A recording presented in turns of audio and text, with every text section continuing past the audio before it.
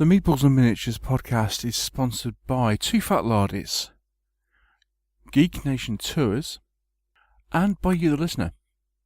Thank you to everyone for your very generous support. We really appreciate it. The Meeples and Miniatures podcast, episode 230, Ground Zero Games, with hosts Neil Shuck and Mike Whittaker, and guest Jon Tuffley from Ground Zero Games.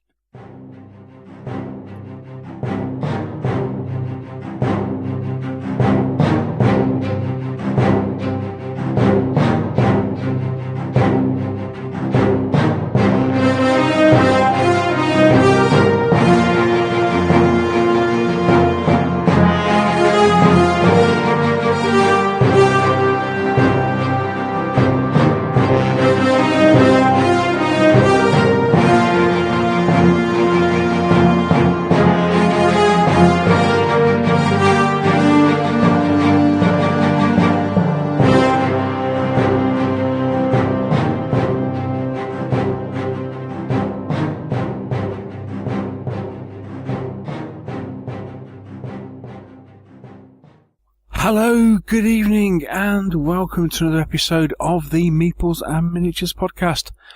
My name's Neil Shuck, and on this show I am joined by our resident troubadour. This week, are we sporting cake or are we talking biscuits? Mr. Michael Whittaker. Well, I have a nice cup of tea and a packet of chocolate hobnobs here. I don't know about you.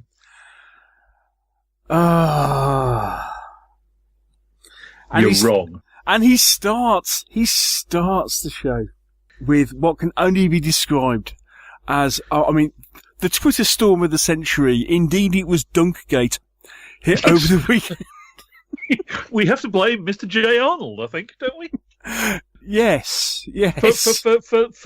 For claiming that chocolate hobnobs were, well, okay. Yes. Setting aside Dunkgate for the moment, he's wrong. They're awesome. As I say, simply describing chocolate hobnobs as okay is... For the benefit of our American listeners, chocolate-covered oat cookies, and they're really rather nice. Indeed. They are rather better than merely just okay. Yes. And then, it was suggested by certain people not a million miles away from this microphone that one should, for the best performance, dunk them in tea. Certain other people on the opposite side of this microphone felt that this was a bad idea. Well, Does that summarise it fairly accurately? I think that summarizes it fairly accurately. And battle lines were drawn incredibly quickly. Battle lines were drawn. Indeed. Yeah. Would you like the results of the poll? The poll? The poll. I missed a poll. There was a Twitter poll. Was there? Well, of course there was. How come I didn't see that? I don't know. But to quote the bard, to dunk or not to dunk, that is the question. And I am delighted to report that, much like the last time we had a poll, you were wrong. No. Okay, now I do want to clarify my position, because obviously the issue got a little bit muddied, shall we say, as these things do on the internet. Now, other than the fact I was complaining about the fact that you were dunking a half-covered biscuit. Yeah, I mean, it wasn't so much the dunking as the liquid in which you were dunking it. As I explained online, and the fact that I was almost, I think actually I've received at least 2 letters this week now dismissing me from my British citizenship, simply because of the fact that I don't like tea. There you go. They may have a point there. However, yes. I mean, yes. To dunk or not to dunk? I mean, I do dunk. I do dunk in coffee, but I dunk specific. I dunk specific biscuits in coffee. Primarily, actually, digestives, rich tea, and bourbons. Oh, and the odd custard cream. Oh, okay, I'd allow you to adopt an uncomfortable position slightly on my side of the fence. Then I'm not sure about this dunking in coffee thing. It seems a bit weird. I am assured that actually, back in the day, when the whole thing was to actually let your biscuits fall in your brew. Oh gosh, no. And then at the end of your brew, then to take a spoon and to eat the remnants from the bottom. It was better done in tea than coffee. Well, that's probably lost us the last of our listeners in a revulsion and horror, hasn't it? Well, I mean, this is something that my parents used to do. I mean, really? I mean, what can I say? But failing that, I obviously refer all the honourable gentlemen to the definitive expression of the subject, which of course is the Peter Kay sketch about dunking biscuits. Indeed. Which I think, of course, the poll, and then the poll, yes. To dunk, 55%. Not to dunk, 45%. Ooh, close. Closer than the one on basing vehicles. Yeah, and everybody's still wrong on that one. Never mind. Do you think we should have a further poll on whether you should paint, on whether riders should be painted whilst stuck to their horses or not? Well, my current batch aren't. I know your current batch aren't. Right. Well, War games. War games, yes. Welcome one and all.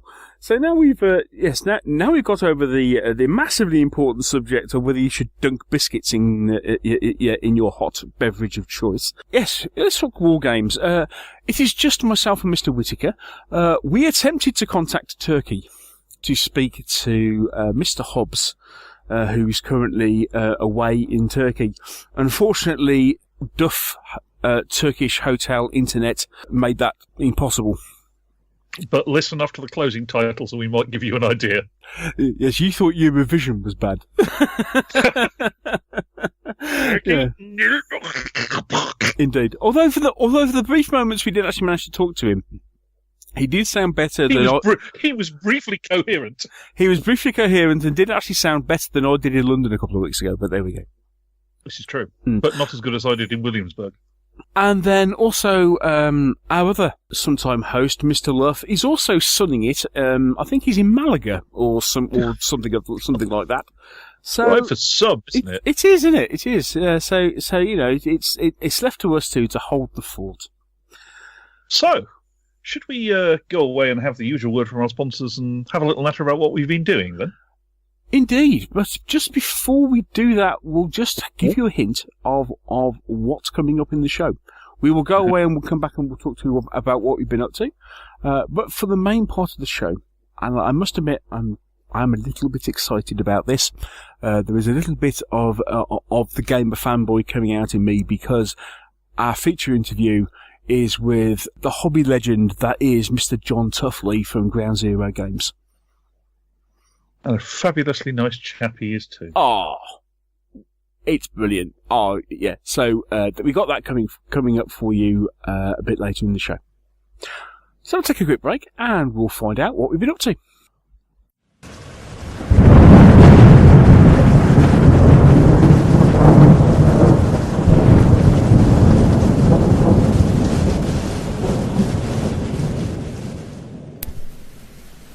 The eagles have gone.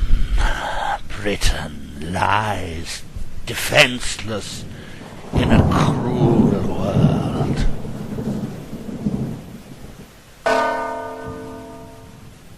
Since the birth of our Lord, it has been 456 years.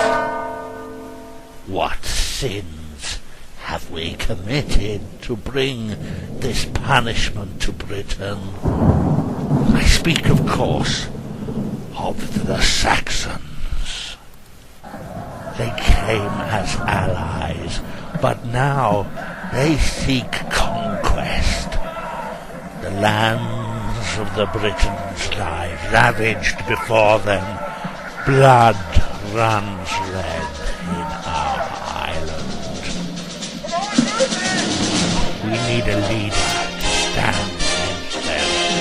We need a man to bring together the Britons in common cause. We seek a Dux Britanniarum.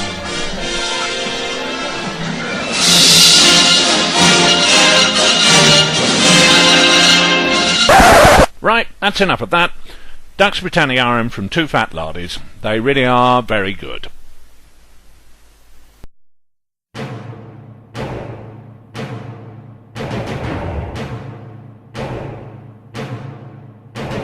What have we been playing? What have we been buying? We might even have painted something. The Meeples and Miniatures crew reveal all.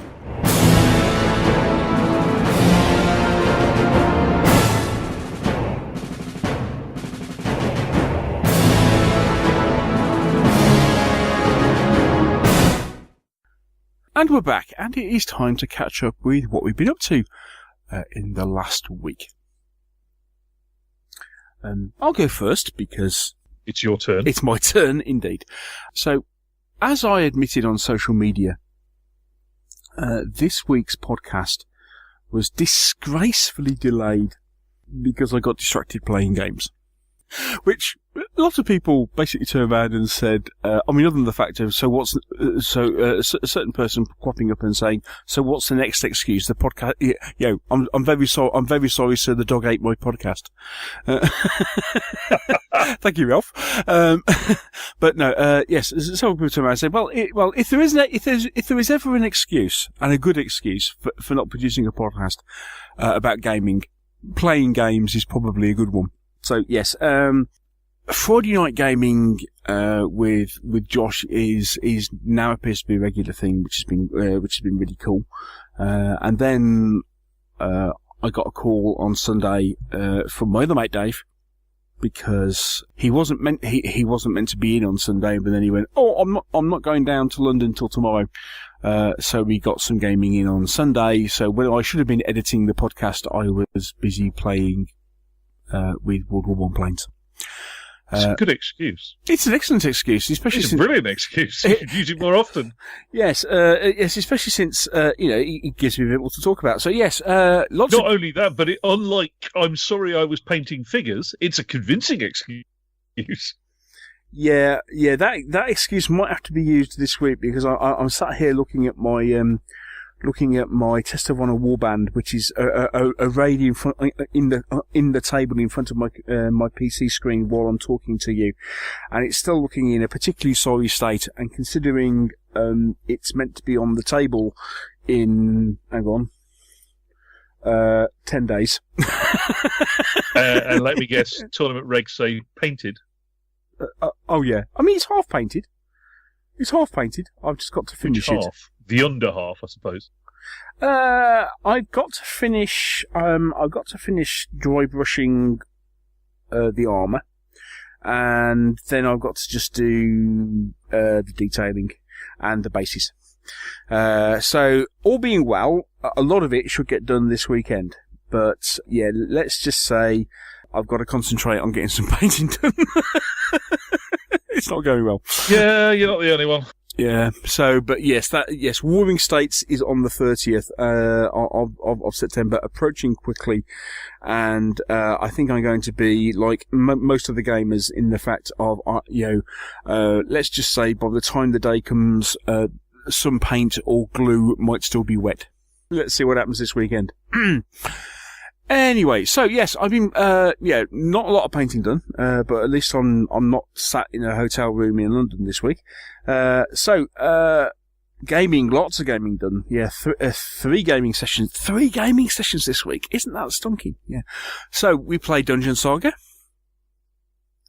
Again, yes, which went swimmingly. Right. How are you getting on? How's the door opening? Yeah. We actually got the whole way through scenario 2, I think it was. Got to the final door with 2 turns to spare. Turns being when the Overlord has to draw a card. So we had 3 turns.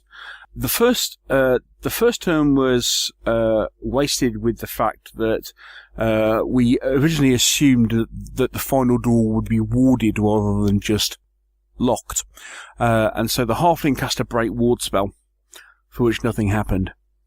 And so at that point it was like, okay, break the door down. Right, okay, there's 2 fighters, the dwarf is closest, let the dwarf break the door down. I've got 4 dice, not a problem at all. and in 2 turns I completely failed to roll anything higher than a 3. On 4 dice needing 4 or better. On 4 dice needing 4 or better. 1 in 4, 1 in 8, 1 in 16, 1 in 2, 5, 6. Not rolling a single 4 on 8 dice. Yeah, didn't go well. So yes, and we lost the adventure. That's talent, that is. Oh, yeah. So yes, it was all the dwarves' fault that we completely failed the dungeon, but it was a good laugh. So that was Thursday. We did Dungeon Saga.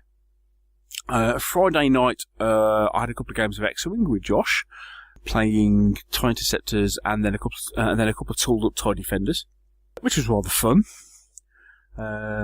Both games went right down to the wire, which kind of proved just how close things were. But no, that was a couple of good, cool games. And then on Sunday, and this may be something that people find really difficult to believe, but I had my very first game of, well, what used to be called Wings of War, but is now Wings of Glory. I've never played Wings of Glory before. World War I or World War II? World War I. A fine little game. Indeed. Now, I mean, I've played Blue Max in the past, and I've played Canvas Eagles, but I never actually got to play what used to be Wings of War, and there's now World War I Wings of Glory. What a fantastic little game! Absolutely splendid. I mean, can't argue with you there. Yeah, I mean, I was massively, impressively surprised. I was thinking it was going to be simple and, simplistic, and yeah, it'll be all right. It is the former. It is, however, most definitely not the latter. Indeed. It is incredibly engaging. The whole fact that, like, for example, you have to plan 3 moves in advance causes so much entertainment it's untrue. Oh, yeah. And just some of the simple little things, like, for example, incorporating correct physical mechanics in the fact that you can only sharp turn by turning right.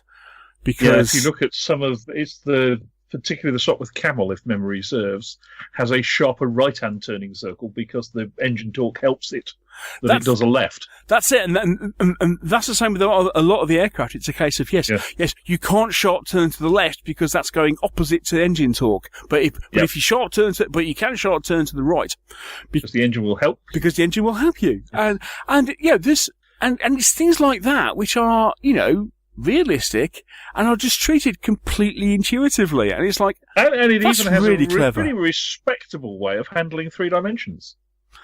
Yeah, we didn't play the altitude rules. You should. We only played like the standard game, so which includes expert damage and stuff. But we didn't actually go as far as to playing the altitude rules.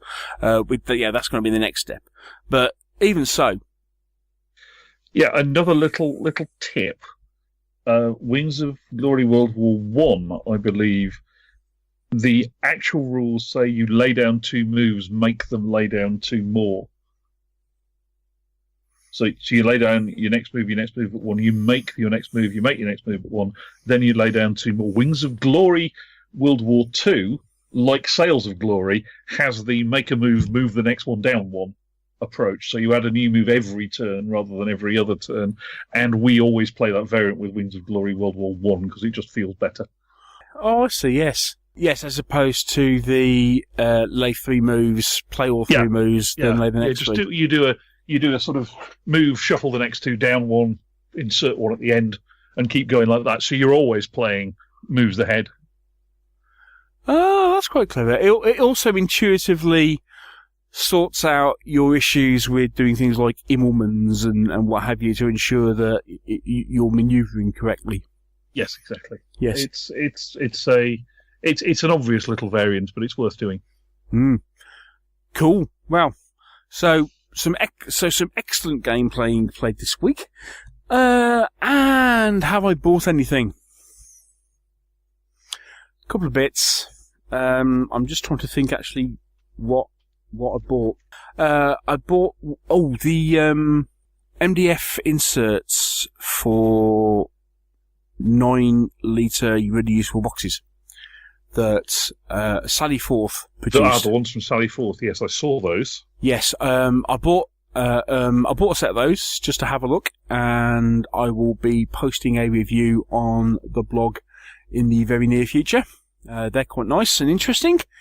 Oh, yes. I had a bit of an accident with some dwarves. You may have seen, I caught this up at the weekend and saw them, and after I picked my jaw up off the floor, I hit the buy button fairly quickly. Company that was new to me but has been around for a while, called Conqueror Models, have just released the start of a new range of Dark Age Dwarves. New range of Dark Age Dwarves, sculpted by Colin Patton. Isn't that the Section Miniatures guy? I'm not 100% sure. It may be. It's right. He's the guy that sculpted the original Vendel miniatures range of fantasy miniatures, which included dwarves, elves, orcs, and goblins, which I always loved, bought a few of, but never got the entire range. And at which point they then got sold to Sergeant Major Miniatures in the States. And I never got round to buying them, which was always a bit of a regret of mine. Anyway. It's the same guy. It is the same guy. Oh, right, okay. Which is why they are freaking awesome, because his Section Miniatures stuff is just fabulous. It is, yes. So, yes, Colin Patton just started a new range of Dark Age Dwarves. As I say, I loved the Vendel range, which sadly appears to be currently in a bit of limbo, because Sergeant Major Miniatures has closed, which I was a bit surprised at, because the last time I looked at them, they were open.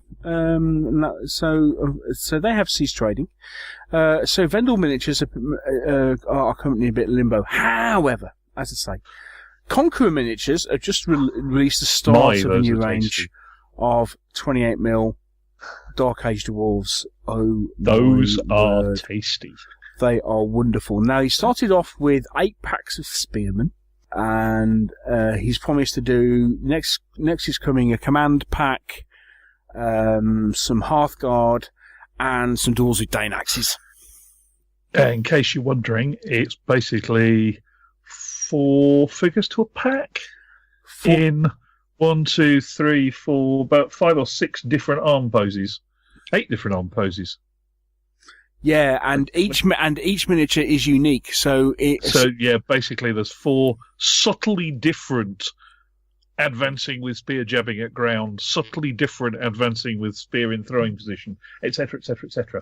Yeah, basically different helmets, different facial hair, and what have you, and some slightly different kit on stuff. Oh, they're gorgeous.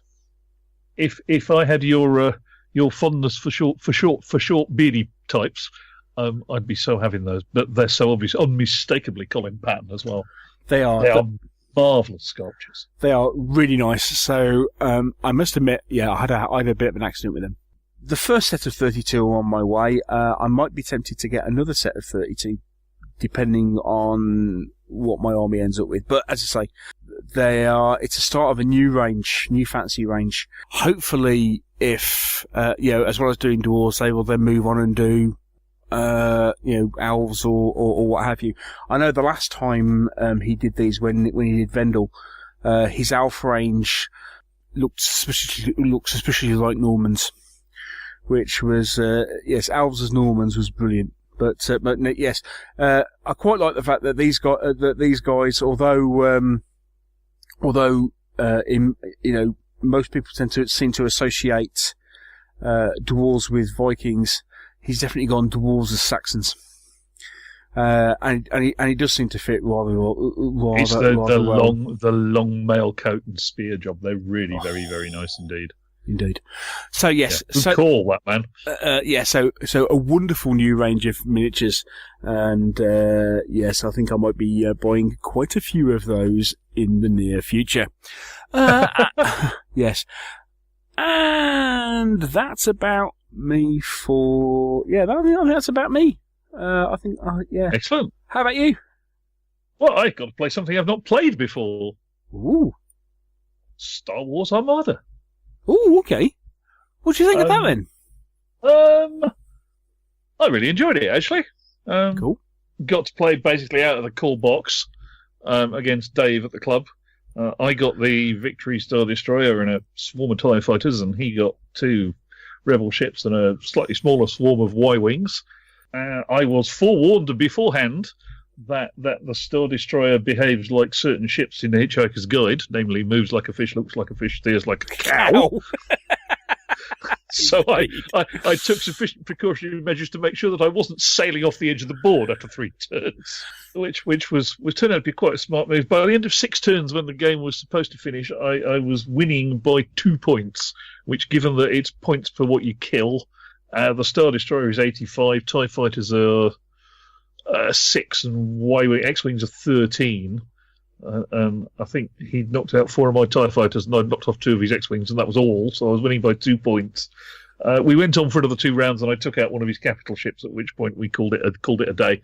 Okay. Exceptionally fun little game. In a similar way to Full Thrust, has and in fact Wings of War, Wings of Glory, which we're talking about just now, has this plot moves in advance thing.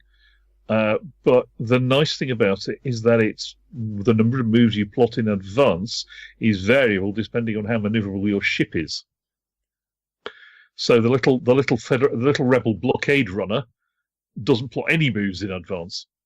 It picks a move at the end of the previous turn and uses it the following turn, whereas the Star Destroyer is picking 3 moves at the start of the game, using the first one, moving the next 2 up, and replacing the last one every turn, which makes it even harder to not sail off the board or sail away in a manner that causes you to be half a dozen moves away from anything else that you might want to shoot.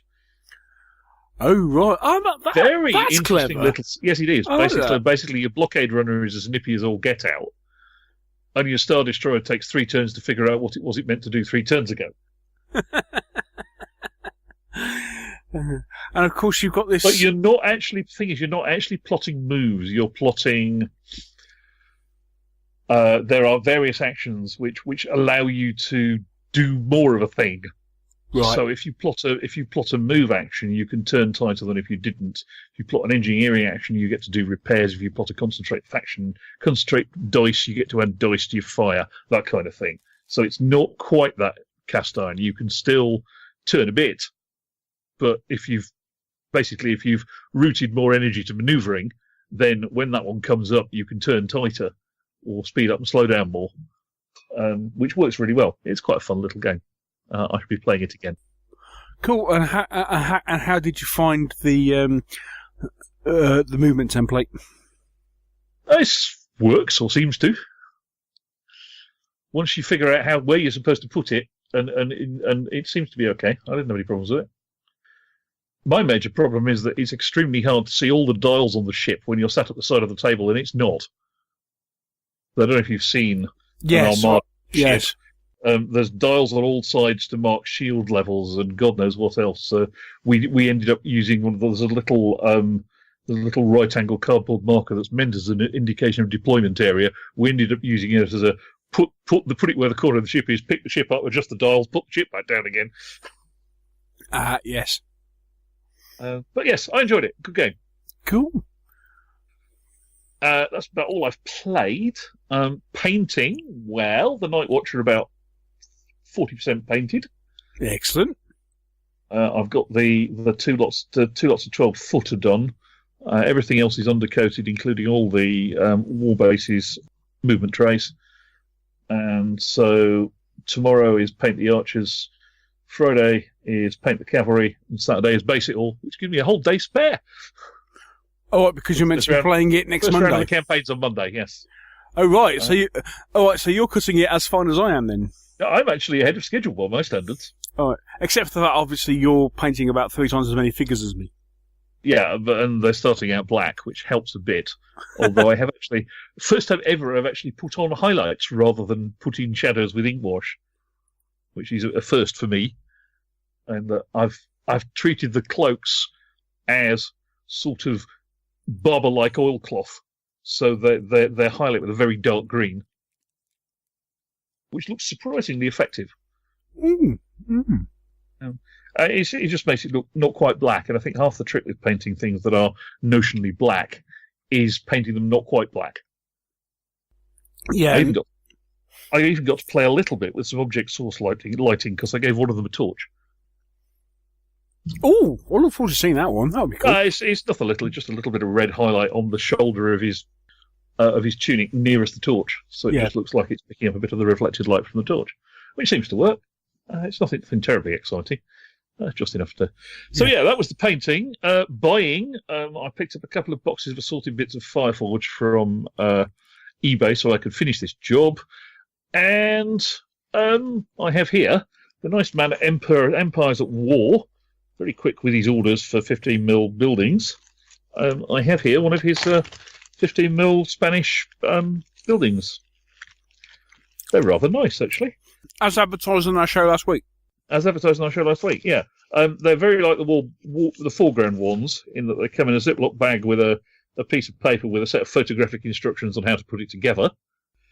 The interesting difference is, fundamentally, the two things, the Pantile roofs are the most incredibly thin plastic tile sheets. They're not resin. They're sufficiently thin, they're flexible.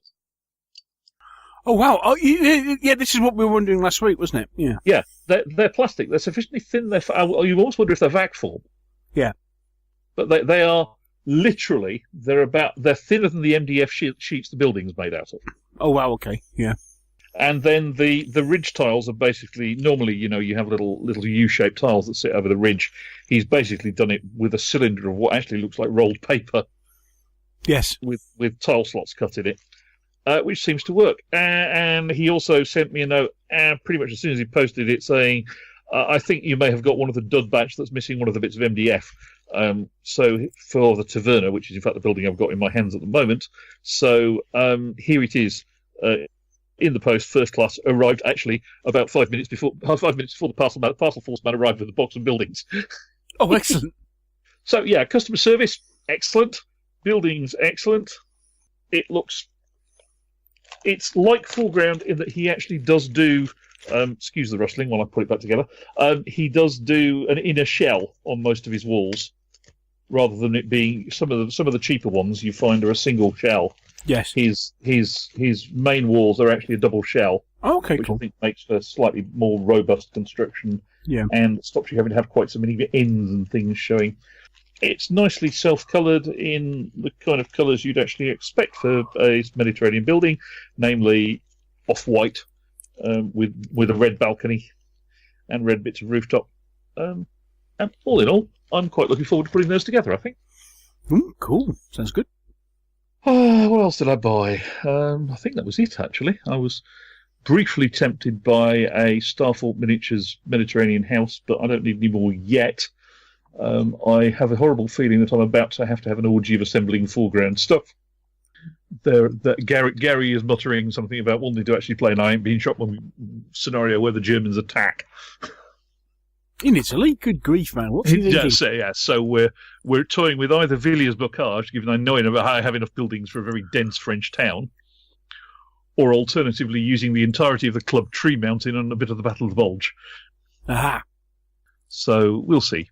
I suspect that may keep me out of mischief for the next couple of weeks once I'm done building 28mm Night Watch. Cool. So that's me. Excellent stuff. Right. Well, we shall march on, and we'll take a quick break. And when we come back, we will be chatting with the one, the only Mr. Jon Tuffley. The nation is vast. There are battlefields of old, great convention halls, and worlds of fantasy to explore.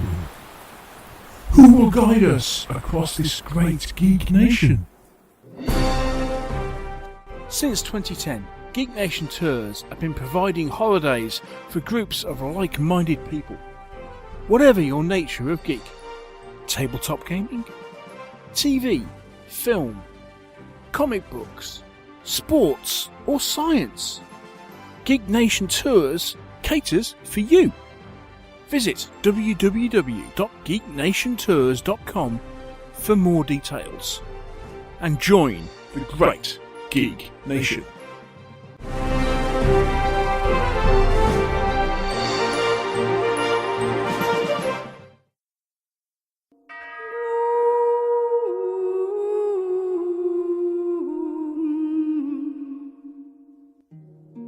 Have you ever wondered what's going on in wargaming? We do too. So come with us as we go behind the hobby with the Meeples and Miniatures interview.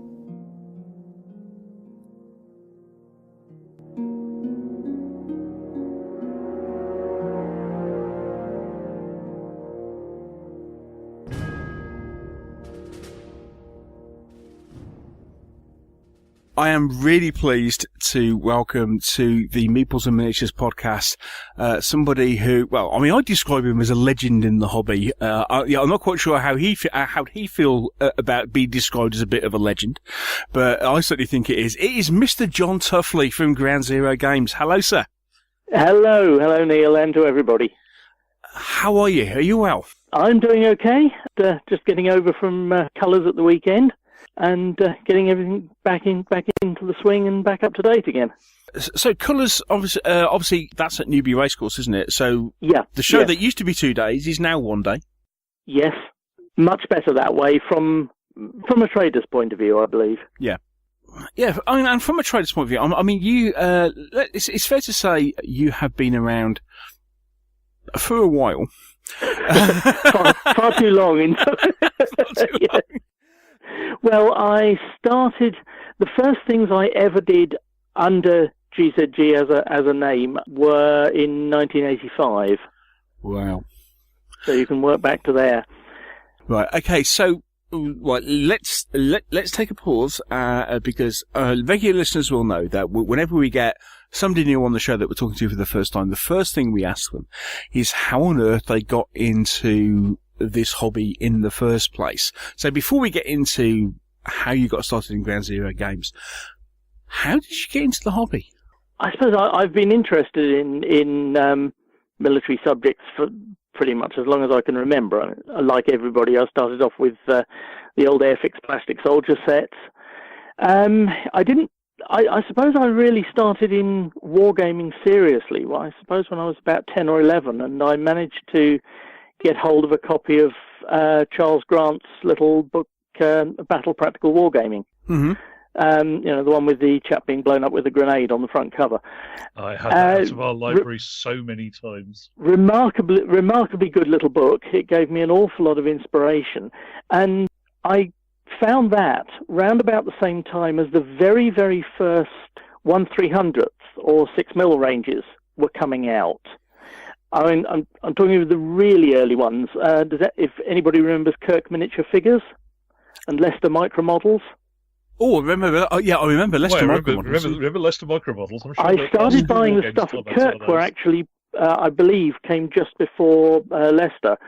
They were a little company doing, well, they were called 1/300th vehicles. Basically, they were small blobs of lead with a wire barrel stuck in the end. They were vaguely recognisable as what they were supposed to be. Incredibly crude, but they were something new. You know, they were something other than Airfix 00 plastic soldiers. Yeah. And I started buying loads of these. I think at the time you could buy them in a mix and match pack of 10 for 45p. Oh, real pocket money prices, yes. Yeah. And with a lot of asking parents to help me with postal orders and stuff like that, I gradually amassed some armies of them. And then I started adapting Charles Grant's rules, which were obviously intended for 20mm, down to armoured actions in 6mm. And I suppose that's where a lot of the rule writing ideas and the inspiration to do that kind of thing came from. Yeah. And it just gradually grew from there. I'd always been a science fiction fan for as long as I can remember. Mm-hmm. And when I began to realise that there could be a link between sci-fi and the historical wargaming, then things became even more interesting. Right. And the first experiments were the Airfix plastic astronaut sets, where if you squinted, you could just about get away with calling the guy with the TV camera as a guy with a laser.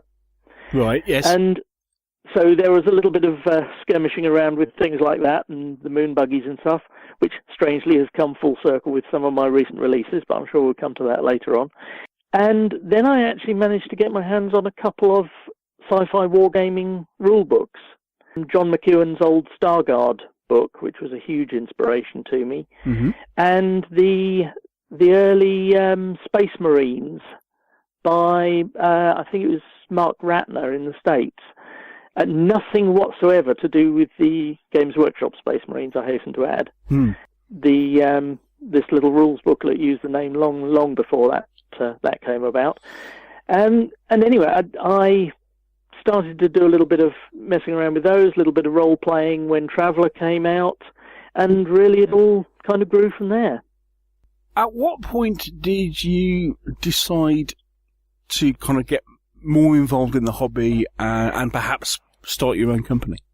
Well, the first thing I did was quite literally a garden shed business. I'd been playing around with a few bits of resin casting.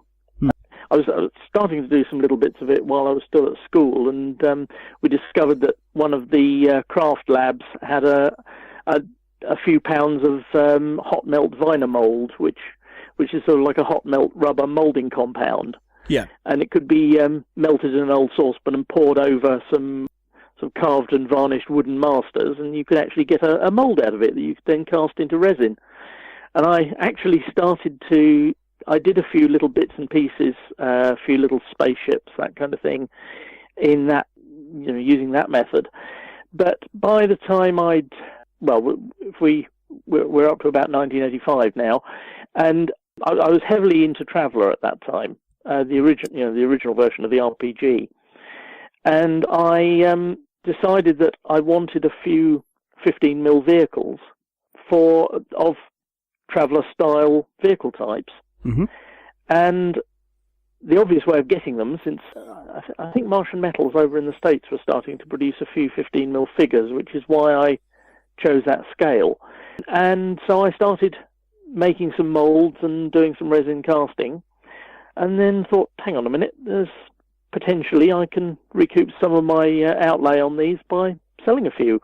And in those days, we're talking seriously pre-internet, the way you sold stuff was to put a little 16th page small ad or even a classified ad in the back of Military Modelling or Practical Wargamer or any of the other magazines, even in White Dwarf back when it was an actual independent, general gaming magazine. Yeah.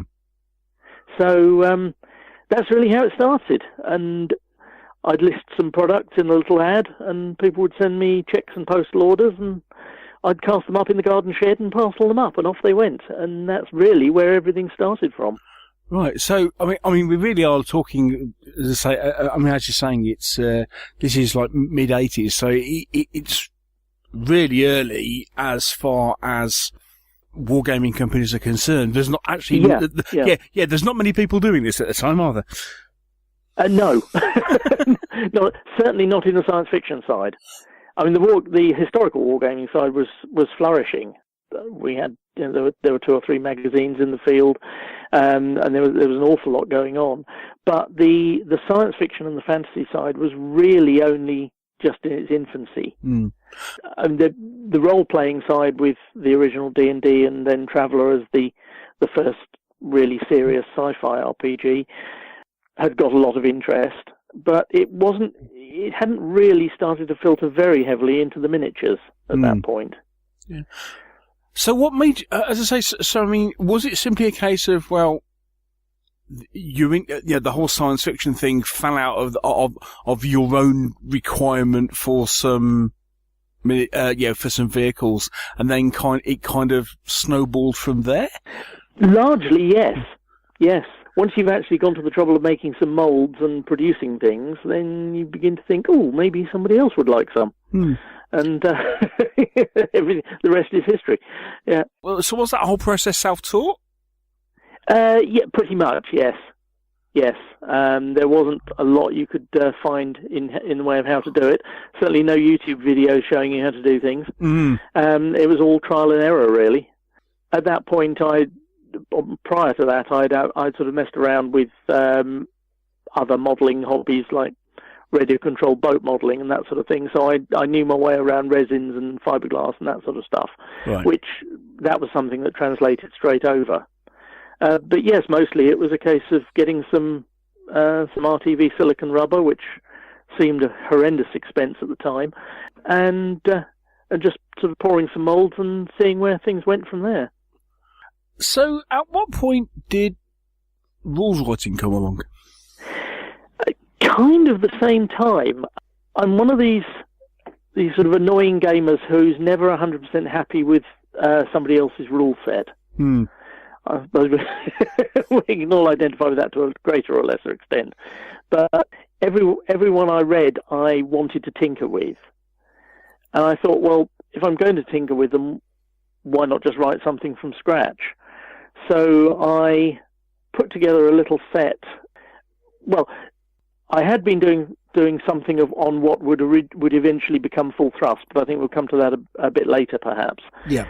The first thing I actually did that was published, if you can call it publishing, was a little booklet of actually 15mm ground combat rules, which was for using the vehicles that I was making.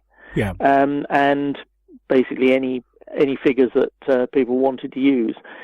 And it was a small tactical game system, a little 40-page rule booklet, little A5 thing, done on a few hours of surreptitious overtime on the office photocopier and stitched together with a stapler. There were only ever 100 copies of that made. Oh, right, okay. Yeah. There's still a few around somewhere. Right, so it's back in the old days. A5 book set, black and white, different colour cover, and that's about it. Yep. Couple of staples holding together. Exactly. Yes, and it was all done on a typewriter, because I didn't even have a computer in those days.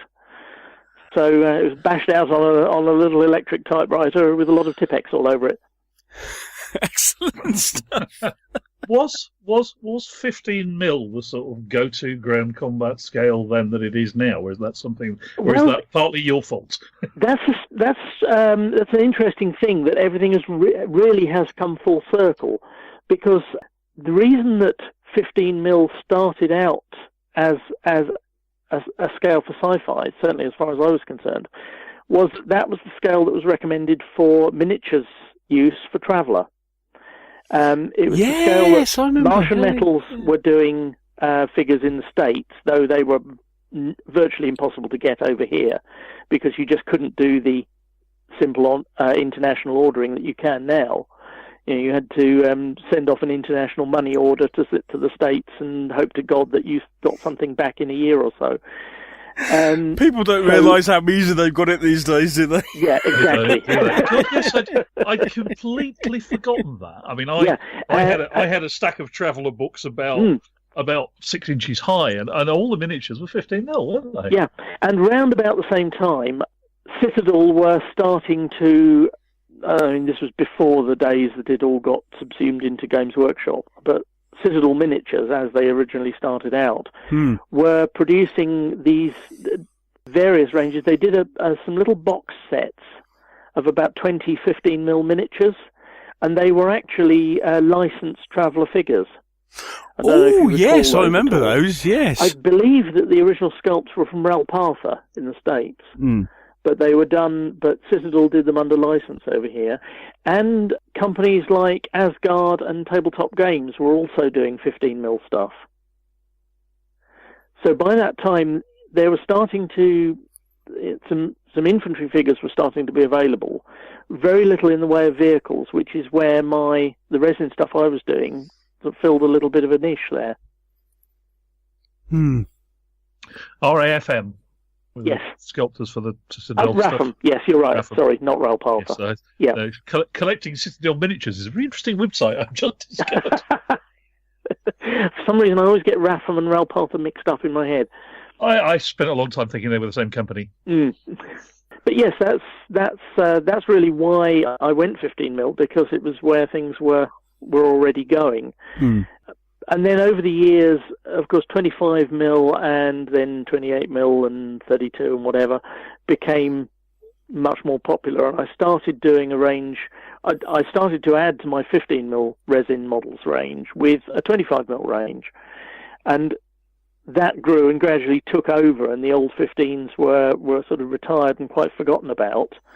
And it then around, I suppose, the early 2000s, I started doing some 15mm again, and the explosion into 15mm sci-fi, which we're seeing now, kind of germinated from there, I think. I'm not saying I was the driving force behind it, but certainly I was in there on the ground floor with a few others. Jumping back a few years, so you produced your first set of rules and for 15mm combat.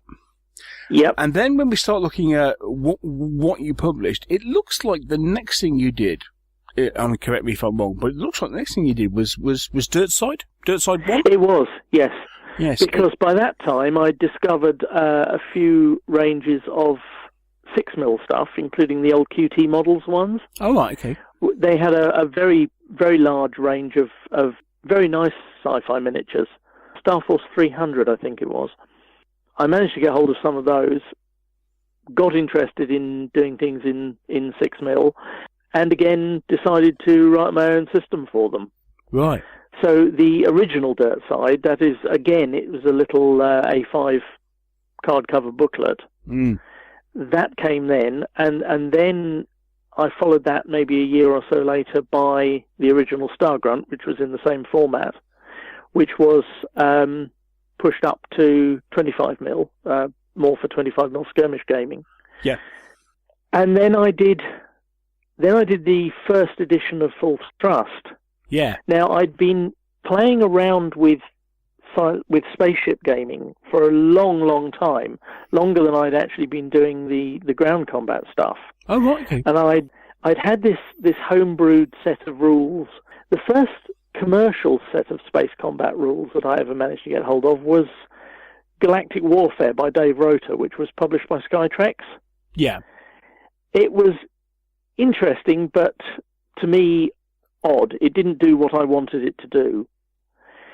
So I knocked my own little set together and used to have a few friends around and blow ships up on the dining room table.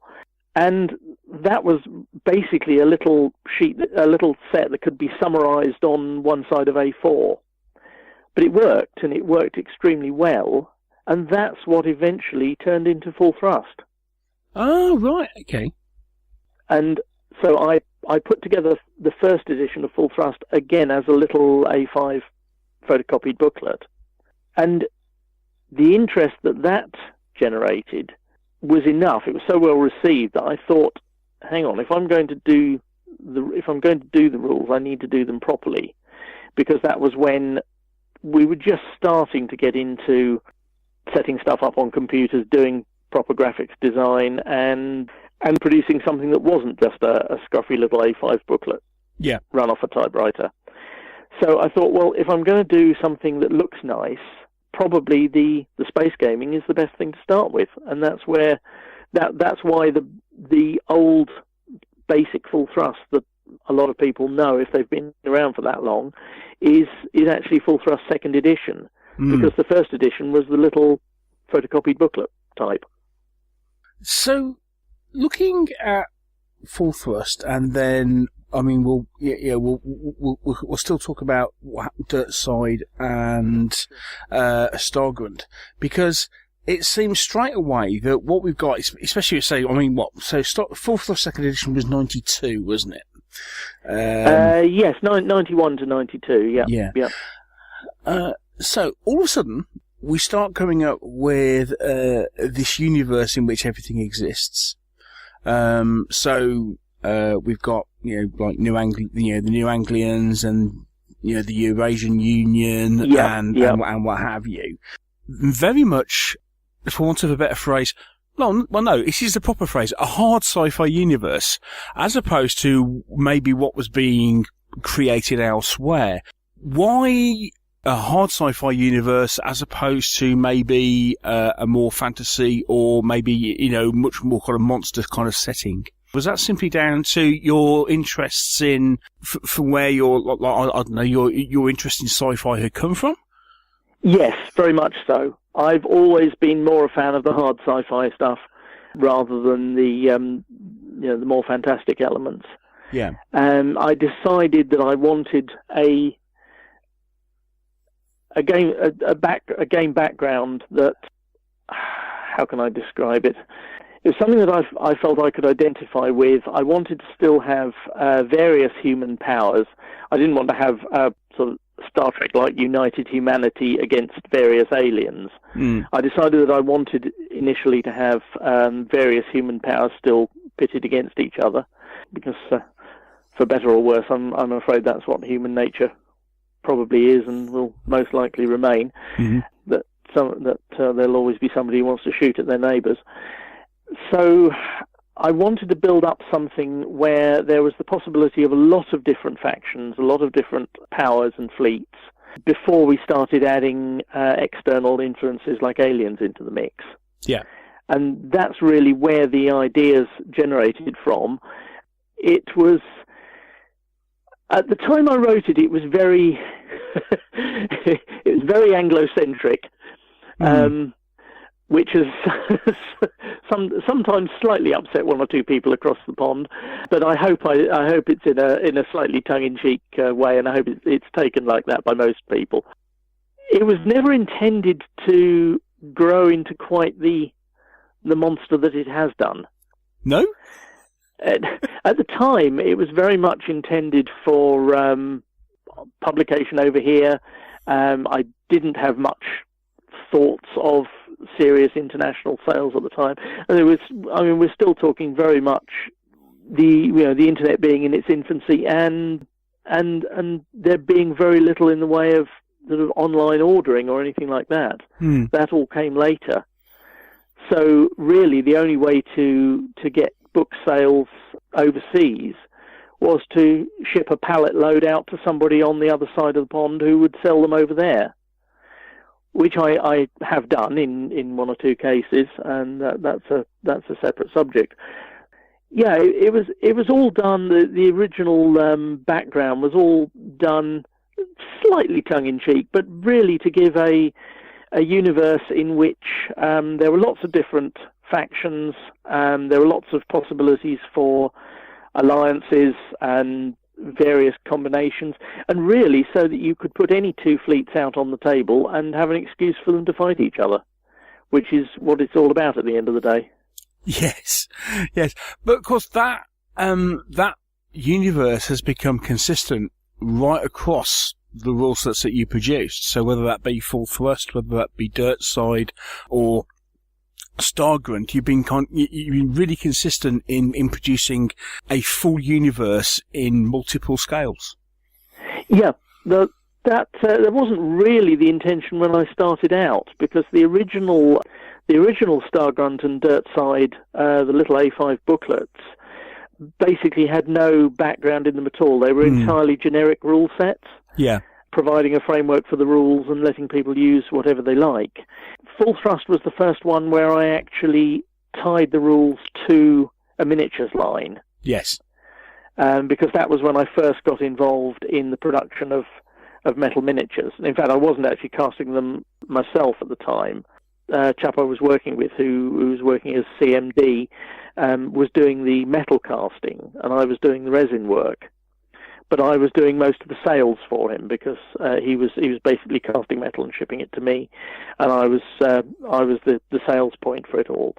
But it's the first time that I actually tied a rule set and tied the background to actually to a miniatures line. So that background first came about through Full Thrust, and then obviously developed as you became into second editions of the other rule sets, and gradually expanded and got bits added to here, there, and everywhere, and it's sort of it's just grown from there, really. Right. Almost taken on a life of its own, as these things tend to do once you release them, and sort of the fan base gets their hands on them. So, were you surprised with the popularity of Full Thrust? Yes. Well, yes and no. I mean, I knew it was a good working system because I'd had a lot of fun with it. We'd done a lot of testing of it and playing around with various versions. And the beauty, I think the beauty of Full Thrust is its inherent simplicity. And the fact that it simply works, and that's why it's been around for 25 years. It does the job. You can have a quick, straightforward game, or you can push the limits and put massive fleets out on the table if you want to. But a quick game with 6 to 12 ships per side is very, very practical. It works extremely well, and it's got I feel it's got the right mix of elements for the fun aspect. It's not too detailed. It's not too granular. It falls in somewhere in between. And the most important aspect I feel about it, which stems right back to the original experiments with the one-page rule set that I was mentioning earlier, is the rule writing, the order writing for the ships in advance, which means that you have to anticipate what your opponent is going to do. Yeah. And I know, obviously, that's far from unique in gaming, but the way it's implemented and the way that we give at least a passing nod to Newtonian physics, in that once a ship is moving, you actually have to do something actively with it to slow it down. I mean, it must be a good activation system, because Star Wars Armada nicked it. But yes, let's say there's been several systems out there which I feel have been a homage to it. One of the things was that diplomatic enough? I got introduced to it down the club. It'd be about 2 years ago we were talking about it, wasn't it, Neil? And I think the two things that immediately struck me was, one, it was simple, it wasn't simplistic. Yes. And I remember saying to Dan, who introduced it to us at the time, there's no way this rule set's 25 years old. Which I can promise you it's older than that. Is a compliment. It feels, it's got activation mechanisms, movement mechanisms, things like that don't, if you look at something like Battle, which we were discussing earlier, it feels like it's a product of its time.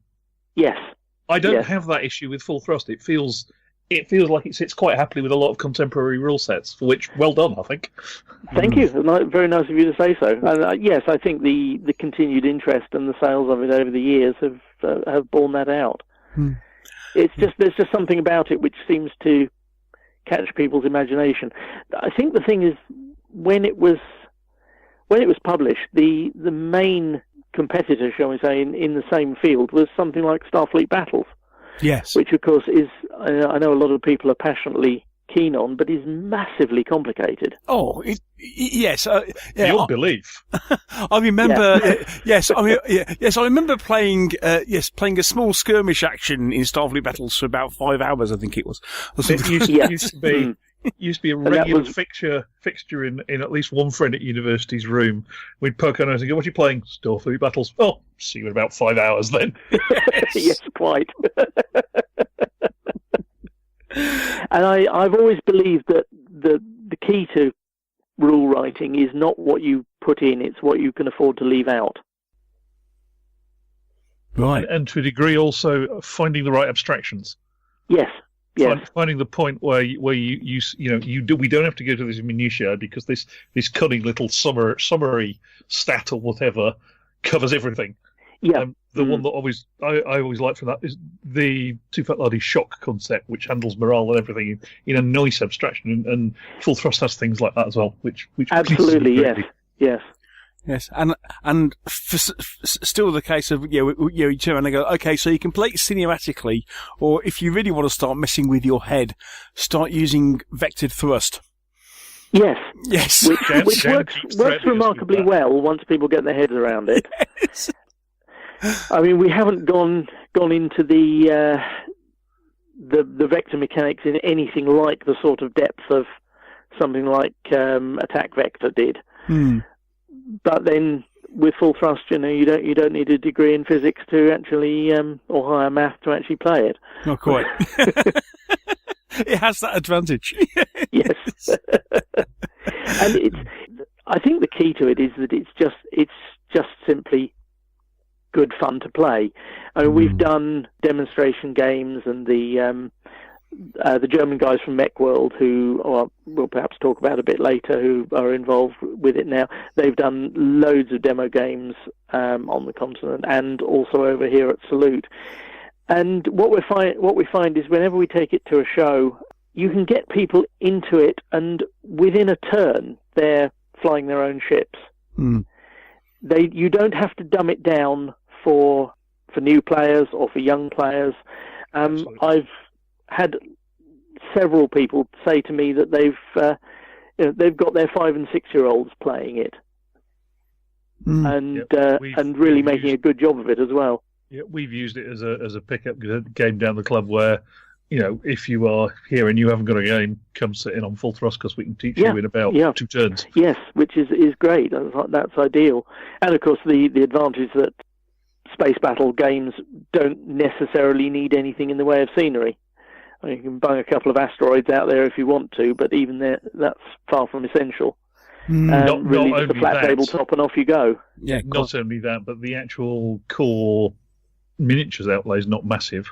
It's not like you have to require all your players to invest in 100+ figure armies. You can just Dan brings all the ships along himself. Yeah, you probably make quite a bit of money out of him, actually. That's excellent. Always like to hear that. In a gaming world that now contains the likes, of X-Wing and we mentioned Armada and what have you. For a game like Full Thrust, it's a credit to its design, the fact that it's as good as it ever was.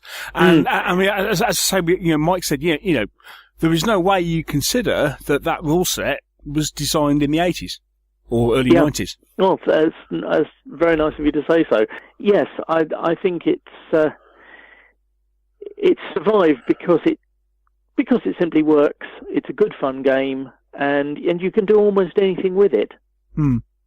I've always, in all the games I've done, I've always made it very clear that the background and even our own miniatures lines and so on, much as I need and want to sell miniatures, if you don't want to use those, if you want to use somebody else's, if you want to stat up your own ships, if you want to change the background, if you want to play it in any other background genre taken from any film or TV series, it's a relatively straightforward thing to do. It doesn't take much to tweak the system to make it work for basically any background that you like. That is one of the beauties of it, isn't it? But at the same time, with now such an extensive range of models that you produce for the game, it has its own rich background, doesn't it? Yes, which is good. I mean, obviously, I like to produce and sell miniatures because that's what keeps the business going. So it's it's good that we've got a large range that people can choose from. Because I'm thinking back, because especially a lot of the time where when Full Thrust was was coming out, what have you, and looking back to kind of what was especially what was on telly at the time. And you start looking at things like Babylon 5 and that was very much the era we're talking about. Yeah, it's it. Yeah, and then obviously off the back of Babylon 5, you had Deep Space Nine doing the same thing with these large scale space battles because one show had to do it, the other one had to do it. And I must admit, I mean, although I like Star Trek, I did think that Babylon 5 did it better because at least again. A space station. What a strange coincidence. Yes, but again, at least Babylon 5 did a nod to things like physics. And so, indeed, yes. I remember giving myself a complete headache trying to figure out the launch trajectory of Star Fury. Except they didn't lock down the centrifuge on the battleships before they started manoeuvring. Sorry, I'm getting very geeky there. I believe that if you try and turn with the centrifugal section still spinning, then you probably tear the ship apart. Yeah, I must admit, at that time it was a case of that was when I had my own first foray into into full thrust, and massively enjoyed it. So we had full thrust and a second edition, and then the following year we came out with second edition of Dirtside. Yes. So you were saying you moved into you were looking at producing 15mm stuff, but obviously when you first started gaming you were looking at 6mm. So at what point did you decide to do a 6mm sci-fi game? Well, the chap that I mentioned earlier about the full thrust ships, Paul Copeland at CMD, he was starting to. In fact, his first models were 6mm vehicles, 6mm sci-fi vehicles. Right. And on the back of that, I thought, we could do with an expanded 6mm rule set, and there were other makers, other manufacturers on the market by then. QT models had virtually gone by then, I think, or was certainly getting hard to find. But a load of other people were coming into it. We were getting things like BattleTech becoming popular, and on the back of that, of course, you had vehicles and infantry in their ranges. There were various others. Scotia, I believe, did quite an extensive range, and probably half a dozen others that I can't call to mind right at this moment. So there was a general groundswell of interest in 6mm sci-fi, certainly in the miniatures. Yeah. And I decided that I really wanted to do another rule set and do another nice glossy A4 rule set. But whereas with full thrust, the A4 second edition was simply an expansion of the little booklet, what I did with Dirtside was really to go back to first principles and completely and utterly redesign the game. Anybody who's actually seen a copy of the old original Dirtside A5 version will see that there's very little in common between that and Dirtside 2. And indeed, the same thing applies to Stargrunt and Stargrunt 2. Because when I started working on Dirtside 2, I wanted to come up with some different mechanisms. I was trying to break away from the things that I'd already read and been inspired by. I wanted to come up with what I felt were some new ways of doing things, and bringing the idea of the multiple polyhedral dice over from the role-playing side of the hobby. Because apart from perhaps using D10s and using percentiles, I don't think there'd been very much use made prior to that of the whole range of polyhedrals in terms of miniatures gaming. It was an accepted thing in the role-playing side because obviously that's where D&D had started. Yeah. With the polyhedral set, but I'd not seen much use of it on tabletop miniature stuff.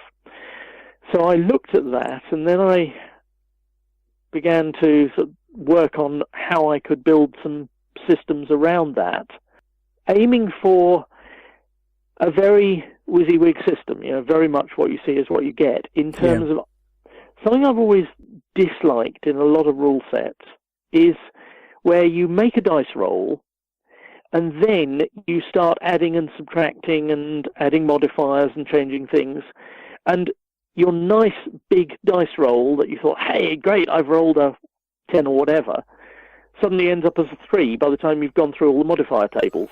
Yes. And that's quite demoralizing. I wanted to turn that on its head and say, you do your modifiers first, and from that you decide which size of dice, which type of dice you roll, or die, sorry, and then you roll it, and the number you get is the number you end up with. You don't then start fiddling around with it. From that, I got to the idea of keeping both players involved by using a lot of opposed rolls. I roll a D8, you roll a D6. I've got a better chance of rolling a higher number than you have, but it can still go all horribly wrong. I can still roll a 1 and you can still roll a 6. And it made the dice resolution quite fluid, very, very variable, but remarkably customizable. And once you got your head around the concept, it was quite simple and quite quick. And that's really where everything in the mechanisms of Dirtside 2 and Stargrunt 2 really came from. Yeah, very much a case of you carried that on, from Dirtside 2 into Stargrunt 2, didn't you? Yes, yeah. Well, I'd got a set of mechanisms. By the time I'd written Dirtside 2, I'd got a set of mechanisms that I was happy with in terms of the activation sequence, the alternating activations. And there's a lot of things which are still used today by an awful lot of other games, which I think is a credit to the fact that they work. Yeah, and again, as we've said before, first, I mean, it's my opinion, and again, I'm not just saying this because you're on, because people have heard me say this before.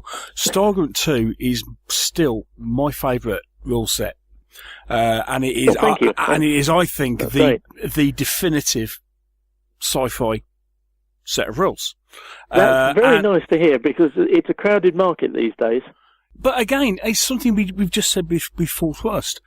You look at Stargrunt 2 now, and it doesn't feel out of place with the current market. So, and considering looking back at this was written in 95, 96. It was published in 96.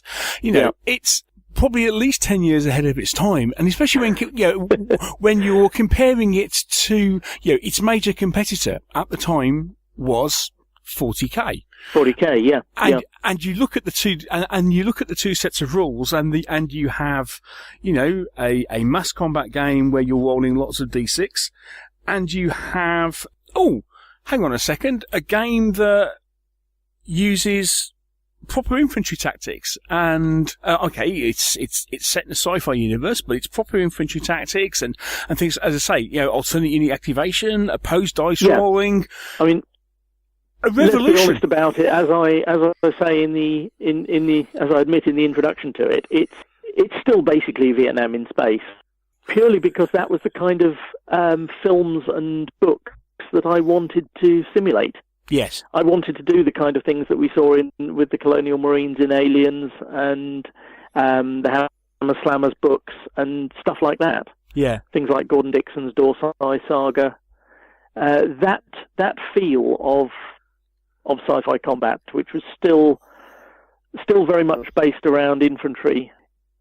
It's old-fashioned even now, because who knows what combat's going to look like in the next 20 years, let alone the next 200.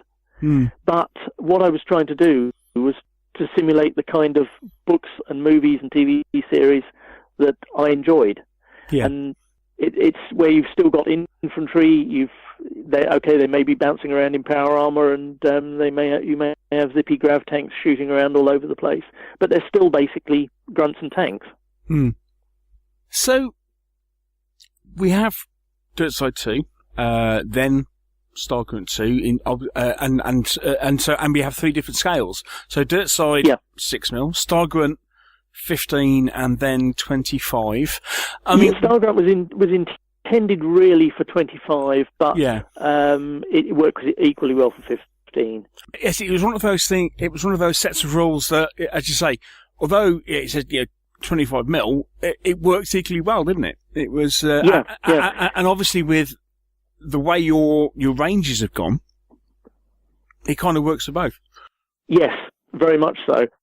I have to say that probably the nicest things, the biggest compliments I've ever had on Stargrunt 2 in particular, is when I've actually had comments from people who are actually serving or have been serving in the military and have actually been in combat, and they've said this feels like leading a small unit into action. That you have to think about the same things. You have to worry about looking after your troops and getting them to do what you want, and it has. They feel that it has the right feel about it, rather than just being an exercise in lining up a load of troops and rolling some dice. Yeah, very much so. I mean, as I say, I gravitated to it having come out of playing 40k, and for me it was a complete revelation. And well, nice of you to say so. But no, and as I say, and I still think it stands up against anything you can put up against it today, which is actually one of the things I wanted to ask is that so here we are talking about 3 sets of rules. Now we've hinted with the fact that full thrust has kind of been reinvigorated with some the full thrust light rules and the new box sets that have been produced over the last couple of years. Yes. Yeah, I'm very conscious that here we are, say, talking about Dirtside, talking about Stargrunt, that rules they're available for free off your website, but we're looking at rules that are 20 years old. Yes. I'm very aware of that. Have you ever thought about doing anything? Have you ever thought about revisiting them? Yes, and I them am constantly thinking about it, and I'm constantly chipping away at little bits and pieces of it. The main reason, to be perfectly honest, is lack of time. I spend so much of my time now actually producing and selling the miniatures that I find it very hard to actually find enough a large enough chunk of time to do serious work on rule writing. I am doing bits and pieces.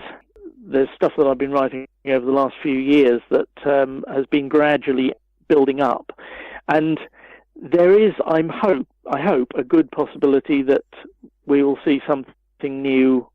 I don't like putting a time scale on these things because, what was it Douglas Adams said? I love the sound that deadlines make as they whoosh past you. Yes. It's, as soon as I put a time on it, then people will try and hold me to it, and it's not going to happen. But I would hope sometime, between now and the heat death of the universe, there will be some new stuff coming out. Excellent. Right, okay, so you've been distracted from rules writing with designing and producing miniatures. Yes.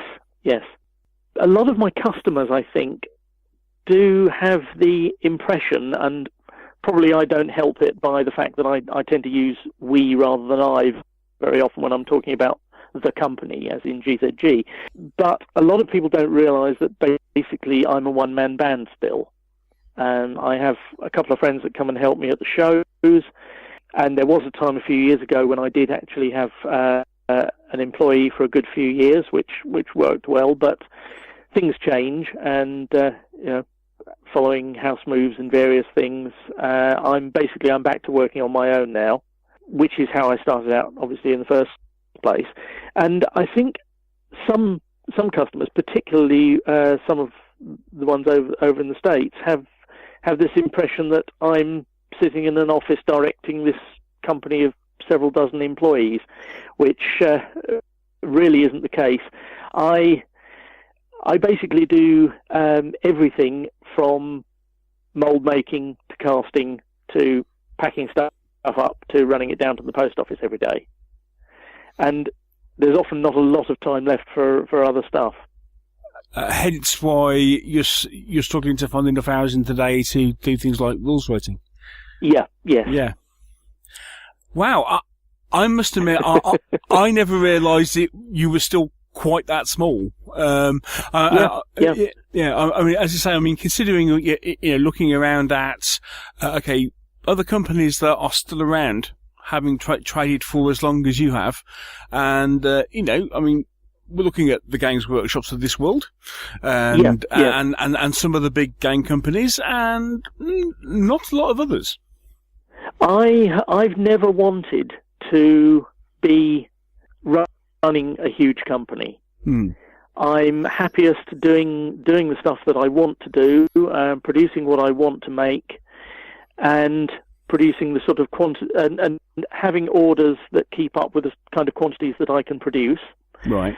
And that's, to be honest, why I don't do a vast amount of sort of things like magazine advertising and promotion, because at the moment, touch wood, the business that comes in anyway is about a comfortable level that I can handle. And my intention has always, my plan has always been that I was never likely to make a fortune out of this, but what I would like to do is to be able to trundle along making a living while I'm ready to retire. And and maybe at that point somebody else will want to take it over. But I've never wanted to be running a big outfit. I'm much happier doing things this way. And perhaps that's why I'm still around. I think I mentioned in our pre-recording chat that I consider myself a survivor of the industry, perhaps. And I've never tried to grow it into something more than it is. It's a cottage industry. It's a small one-man business, and I produce stuff that I like, and thankfully, it's stuff that other people seem to like as well. So they keep me in business, keep food on the table and the roof over our heads. Have you never had the kind of idea that makes you think maybe I should be a bigger company, or do you just lie down until the feeling goes away? Pretty much, yes. I mean, I'm quite sure that what I have here could, if somebody wanted to, be expanded massively. But I don't know. My feeling has always been I'd rather be a diesel engine, just sort of gradually chugging along at a nice slow pace and getting there in the end, rather than a firework which goes sort of whoosh bang and then fizzles out. Given the recent events in the hobby, is possibly not a bad attitude to have. Yes, I've seen a lot come and go. And I think perhaps after Games Workshop becoming what it is now, there were some people who perhaps felt that it was easy to become, they wanted to be the next Games Workshop. Mm-hmm. And whereas I was just happy trundling along and doing my own thing and hoping that other people liked what I produced, which I'm glad to say in most cases they seem to, or at least enough of them do to keep things going. Considering you turn around and go, okay, we're a small cottage industry and what have you, your catalogue is pretty vast. I mean, admittedly, it's been built up over a number of years. But your catalogue now, I mean, it must take a fair amount of managing just to kind of, is it a case of you try and keep everything in stock, or is it just a case of, there is always going to be natural ebbs and flows to what people demand and to what stays in stock and what goes? Yes, it certainly there's no rhyme or reason to customer demand in a lot of cases. Sometimes I can see certain trends, and I try and keep most things in stock most of the time, but because I do everything in-house and do everything myself, that's never a problem, because if somebody orders something I'm out of, I haven't got to order it from some contract caster and wait a month for it. I walk 2 yards to the mould rack, pull the mould down, slap it in the machine, and 2 minutes later I've got some stock. So some of it is literally cast on demand like that. Other things, most of the spaceships, most of the 15mm infantry, most of the 15mm vehicles, I try and keep a good rolling stock of. Mm. Other things that I don't sell anything like as much of these days, which is ranges like the 25mm figures and the 6mm vehicles, which I think perhaps you might want to talk about a little bit more later on. Those I do tend to just cast as required. I don't tend to hold a lot of stock. I tend to spin those up as and when they're ordered. Hmm. I just don't have the room to keep stock of everything. And in fact, for the shows, several years ago, I stopped bringing things like the 25mm and the 6mm ranges to the shows at all. And now almost the entire trade stand is taken up with the 15mm ranges, with about a quarter of it on the end dedicated to the starships. Yeah. I was going to okay, so with the 25mm, and so it's an interesting thing. I mean, we've already hinted at the wonderful scale creep that has entered into the hobby over the years. And obviously, the original range that you developed for, I suppose, for Stargrunt 2 were kind of true 25s, weren't they? Yes, that was mainly because the kind of figures that I was buying from other people at the same time for my own use, and occasionally I would buy small lots on a trade basis for resale, were from people like Denizen.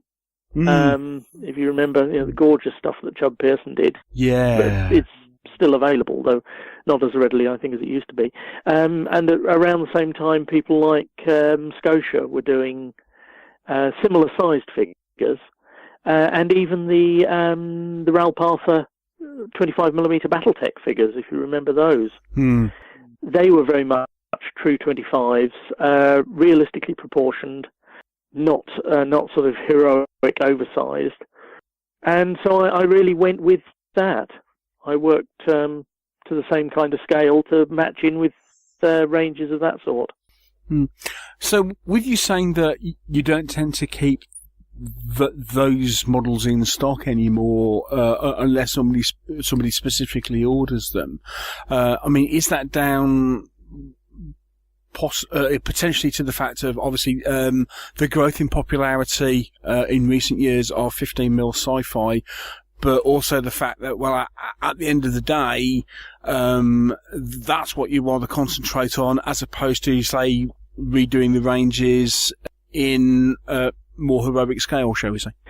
Yes, I think so. The 25mm, I'm using the term 25mm as a very nominal thing. I'm including everything up to 32, 35mm or whatever people like to refer to it as now. That size of figure, the market is very, very well saturated at the moment, and the 15mm are selling so well and so fast that's really why I've concentrated on them over the last few years. And the time and investment required to redo the old 25mm ranges into something a little larger is not something that I'm in a position to be able to put into it at the moment. Okay, so as we're talking at this moment, we did ask some of our we asked our listeners if they wanted to ask you any questions. So if we get to the point where we can ask some of these as we're putting into our discussion. With regard to your 15mm range, listener Ralph Plowman, hello Ralph, he wants to know where you get your inspiration for your 15mm infantry ranges, considering it's such a big range, and they're so different in style. From probably everything that I've ever read and watched, and that's gone into somewhere into my brain, and then it gets regurgitated in some form at a later date. Influences come from everywhere. It's hard to pin down things to individual ranges. A lot of them, of course, a lot of the 15mm are just downscalings of the earlier 25s. Yeah. But where the original inspiration for those 25s came from, again, it's here, there, and everywhere. It depends whether you're talking about the actual designs of the figures or the ideas for what the ranges represent. A bit of both. If we're talking about what the ranges represent, I mean, a good example is one of the newest 15mm ranges that I've brought out, which is the Brethren of the New Light. I wanted to do basically a religious fundamentalist force of fairly light infantry, fairly cheap troops, and that was heavily inspired by various science fiction literary sources. Similar forces have been described in several of Dave Drake's Hammer Slammer's books and short stories, but also there was a heavy influence from Gordon Dixon's Dorsai series, where you have a couple of human settled worlds called Harmony and Association, which are collectively known as the Friendly Worlds, and they basically their only real resource is hiring out manpower in the form of cheap mercenaries. And I wanted to do something like that, something relatively low tech, with very little armoured support or anything like that. They're very much a leg infantry army. And once that idea was formed, and my sort of mental impression of what the troops from the stories that I've mentioned could have looked like, that gradually sort of coalesces into an idea for a design which I scribble out and send off to the sculptor. Right. And that's kind of how things grow, really. Yeah. Yeah. Because, as I say, I mean, the thing is, and the thing that still astounds me is the fact that given how long the company's been running, and given the size of your catalogue, you're still producing new stuff pretty much month in, month out. You're constantly updating your range. You're constantly bringing out, new vehicles, new spaceships. Yeah. That's driven by market forces as much as anything. I mean, I'm bringing out new stuff because I want to. It's always nice to have something new. But as soon as you bring out some new stuff, you'll find people do tend to order not just the new items, but they order some old items as well. So it keeps the orders coming from a purely business aspect. It keeps things flowing nicely.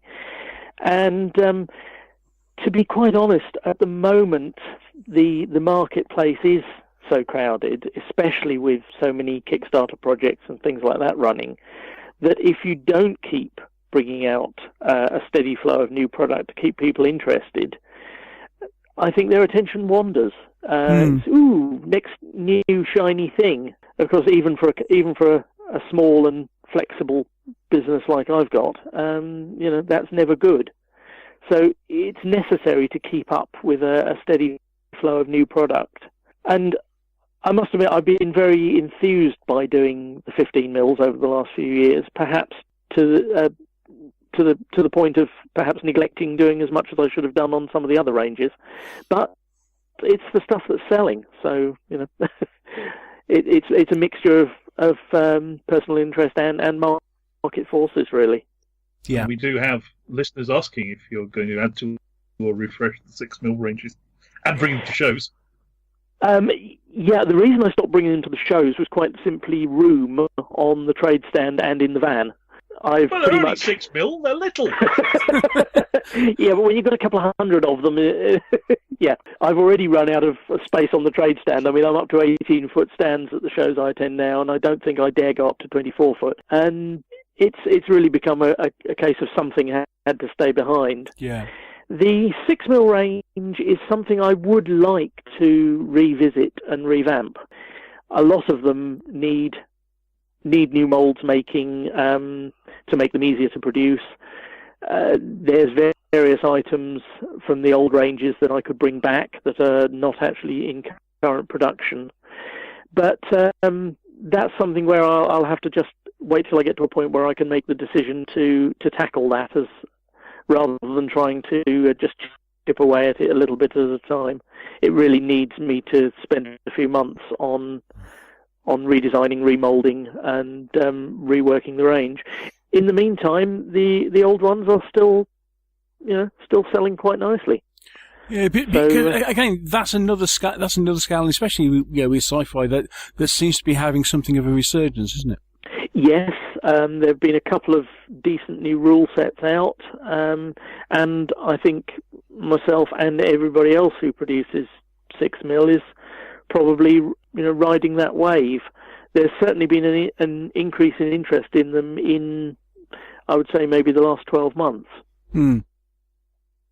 One of the rule sets I've got in mind in particular is I'm trying to think of the name of it. The Osprey one. Is it Command Horizon? Horizon Wars. That's the one. I knew it had Horizon in it somewhere. Yeah, good little rule set. Very nice. And and when that came out, I did see a spike in 6 mil orders.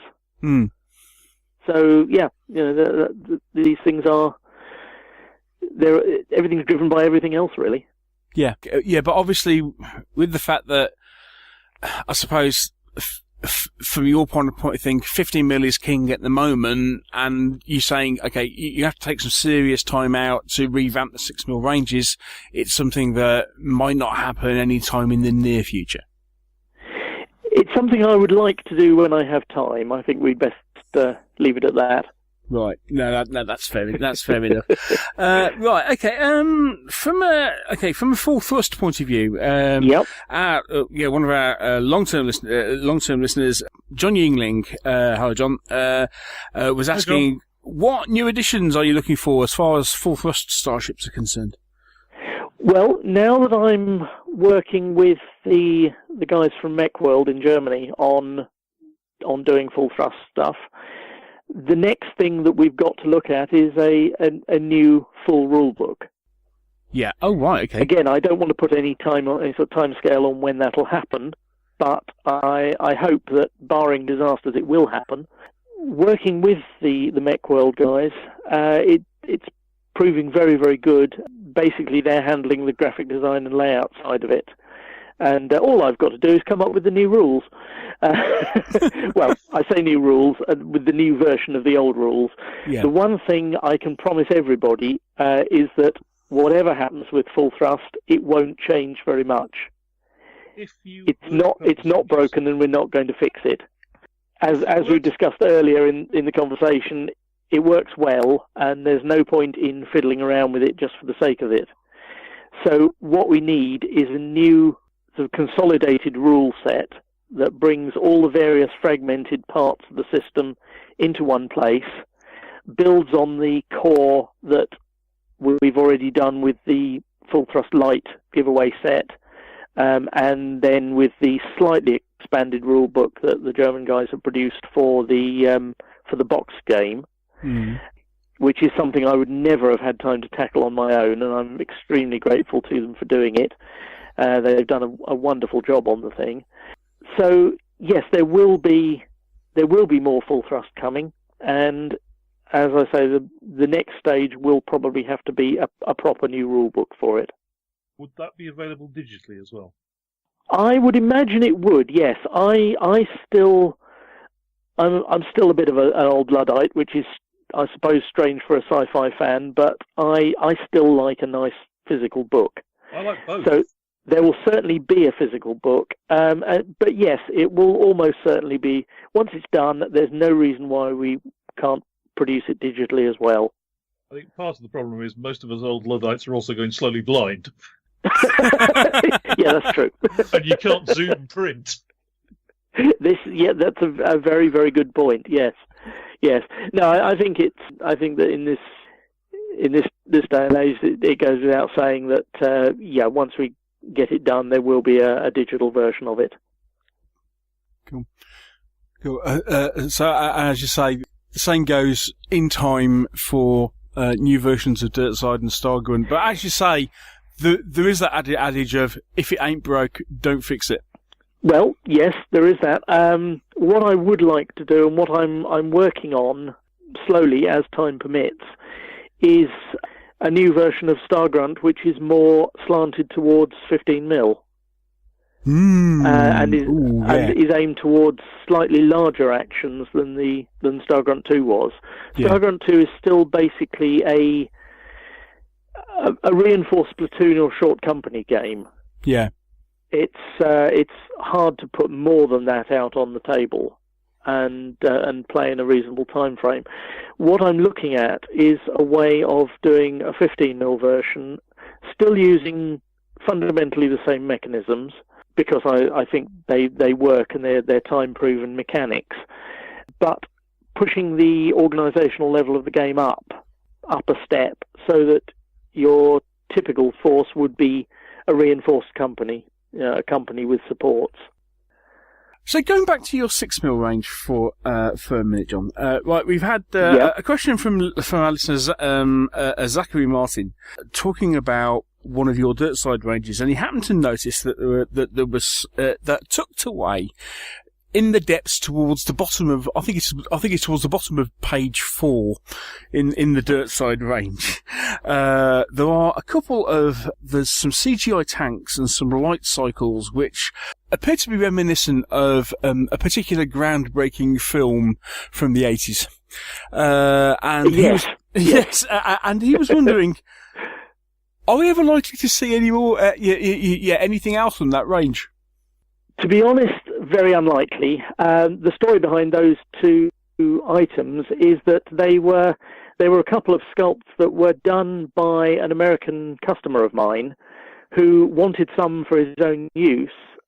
He sculpted the models, sent them over to me, and said if I put them in a mould and let him have a few dozen for his own use, then I could keep the masters and put them in the range, which is basically exactly what happened. So they're a little bit of an oddity. They're in there because I had them available, and that's why they're in the DFX code part of the range, which is really a sort of bucket code for any odd things that don't really fit anywhere else. Right, so okay. no, I'm afraid the answer to that is that it's very unlikely that I'd do anything else inspired by the same source, unless the chap comes back and decides he wants something else and is prepared to send me a sculpt for it, of course. No chance of scaling them up to, like, I don't know, 28 mil or something. Very unlikely. For one thing, I don't actually do, this is something we haven't actually covered, I don't believe, I don't actually do any resin casting anymore. Oh, right, okay. I used to, it's strange that having started off with resin, and then carried the resin production right through until a few years ago, it was when I made my last move from one workshop unit to another, and for various reasons, I no longer have the space, the physical space, or the time needed to do serious resin production. So I made the decision at that point. I retired all the resin ranges, both the 25mm, the 6mm, the 6mm microtack buildings, and the old 15mm vehicles. And what's actually happened with those is they are now available again because I was approached by Demonscape in Scotland, who were interested in buying the 25mm and the 6mm resin ranges from me. And we came to a deal over that, and they now have them all, and they have got most of them back into production. So all our old 25 and 6mm stuff in resin is now back available again, but not from me. Oh, cool. That's something that's gone completely. Everything I do now is in metal. Right. And obviously that has certain limitations on how large an item I can produce. I say that everything is in metal. The only exceptions are a couple of the larger vehicles in the new Moongrunt stuff that I've been doing recently, where they have resin bodies, but I'm actually getting those contract cast by somebody else. I haven't. It's too small a job to warrant me setting up for resin production again after all these years. So basically, everything I do now effectively is in metal. Right. So that unfortunately precludes doing things like sort of huge versions of the CGI tanks. Though of course they could be, if somebody was to 3D design them, they could be printed out in a much larger size. Though the originals were not 3D prints, they were hand sculpted long before the whole 3D CAD design became commonplace. Yeah. In fact, that perhaps leads on quite neatly to a lot of the new stuff I'm releasing at the moment. Indeed, okay. Because about, I suppose, 18 months, 2 years ago, I actually started doing my first venture into using 3D printing for master making. Yeah. I'm not doing the 3D designing myself, again, due to mainly due to time restraints. I've got a very good guy doing them for me, and what we're doing is what I consider to be the best of both worlds, in that I'm having 3D print used for things like vehicles and hardware, weapons and so on, Mm-hmm. and then still getting figures, riders, crew and such traditionally sculpted. Because though a lot of people are now starting to use 3D print for actual figures, and this is this is not a criticism of anybody else, this is entirely a personal view, personal aesthetic view from myself, is that I think a lot of them, there's something soulless about a 3D printed human figure. They don't have the character that a manual sculptor, traditional sculptor, puts into them. Mm-hmm. I don't know if you'd agree with me on that. It's very much a personal view. I can certainly see where you're coming from, yeah. Yeah, of course, it's something that will get better, and as it improves, maybe things will change. But at the moment, I'm doing a lot of things like bikes, light vehicles, heavy weapons, and so on for my various 15mm ranges, where the vehicles and the hardware are being 3D printed as masters, and then obviously molded in the traditional way and cast in metal. But all the figures, the drivers and riders and such, are still being traditionally sculpted by the guy who's been doing my 15mm stuff basically right from the start. I was just say, I think the way things are at the moment, 3D printing has just about hit the point where you can use it for inorganic models. Yes, vehicles, quite. etc., etc. As soon as it gets vaguely organic, I don't think it's quite there yet. It's getting close. One of my co-presenters may be dying in shock at this point. It's getting close, but there's something. It doesn't quite have the same feel to them as the kind I put into a figure. And the chap that I've been using is a freelancer. He does work for an awful lot of other people as well. We have a very good understanding now. I can send back something that's an absolute masterpiece. It's just getting better all the time. The first venture into using 3D printed masters that I did was the new Moongrunt range, which has been out since late last year. I think I pretty much launched most of it at Warfare in 2016. Yeah. The idea behind that being much more near future stuff than the rest of the Stargrunt range, hence the different name. Yeah. It's aimed at near future combat within the solar system, battles on the moon, Mars, wherever, or out on the asteroids, wherever you like. And it gave us a chance to do some equipment that was much more contemporary looking in terms of space exploration equipment. So we've got lunar rovers and buggies and things like that, and infantry in spacesuits, much more ordinary looking spacesuits. Basically, we've got a US Marines and a Chinese faction with we haven't developed the background fully as yet, but the general idea is that the Chinese decide that taking the Americans' lunar mines is easier than building their own, and a sort of hastily organised US Marines reaction force gets sent up to defend their civilian workers up there. So they're we've got a nice little range of spacesuited infantry with backpacks and some very interesting looking vehicles, things like rocket sleds, open vehicles, buggies, and some nice little rovers with resin cast bodies, which I was alluding to earlier about having them cast out. But it's proved to be a nice little range, and there's the interest in it is growing. At some point, I'll hope to expand on that as well, and we'll see where it goes from there. But that was really my first attempt at using 3D printed pieces as masters for mold making. Right. It worked very well, and I've since gone into it much more deeply with a lot of bikes, heavy weapons, that kind of thing for the various infantry factions we've got in the Stargrunt range. I've got some really nice little light vehicles coming out soon, making the most of what you can do, obviously, with 3D design and print, in that we've got a little four-wheeled open Jeep, which is then available in three body lengths. So you've got a little basic scout Jeep, and then you've got a slightly longer one as a weapons carrier, and a longer still one as a troop carrier, and so on. They're looking very, very nice, and they should be out within the next couple of months with crews and weapon fits and so on for them, a lot of optional parts. So a lot of exciting new stuff coming out. So despite the fact that the company's been running for 30 years... Yep.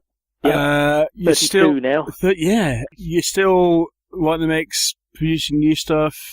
Yes, still trying to keep a steady flow of new product coming out, and you can't just sit back and let a all the ranges go dormant, Hmm. because then basically the orders dry up because people start looking at the next new shiny thing on the horizon. So it's necessary to keep a steady flow of new releases, and it keeps the interest up for me as well. You know, Yeah. I like getting a steady flow of new product out, and as I say, some of the stuff that the sculptors I use, both the traditional figure sculptor and the 3D designer is doing, are coming out really, really nicely. And when they're cast up and in production, they're looking very good indeed. Excellent stuff. Well, John, it's been an absolute pleasure to chat to you. Thank you so much for taking the time out. That's no trouble. I hope I haven't rambled on too long. No, I do tend to do that once I start talking. No, it has been fantastic to chat. You describe yourself as a survivor in the industry, but I mean, you know, for 32 years in the industry, you know, I think you have to be doing something right. I think so. Yes. Yeah. I hope so. Anyway, and if it can carry on until I'm ready to retire, then that's that's all to the good. Basically, what I always say to people is, if they keep on buying it, I'll keep on making it. Oh, that's great. Well, John, as I say, it's been fantastic to chat. Thank you so much for taking the time. Thank you both very much. It's been it's been great having the chance to chat, and thank you very much for inviting me on. No, it's been brilliant. I love what you said. You does, as I say, Roger of my favourite ever rule set, and long may it continue, sir. Long may it continue. That's great. Thank you very much for saying so. And yep, I hope everything keeps going like this. And as I say, I'll keep producing things as long as I can, and hopefully people will like them enough to buy them. No. Which has pretty much been my philosophy all along. Thank you, John. Much appreciated. Okay. All right then, Neil. Thank you very much.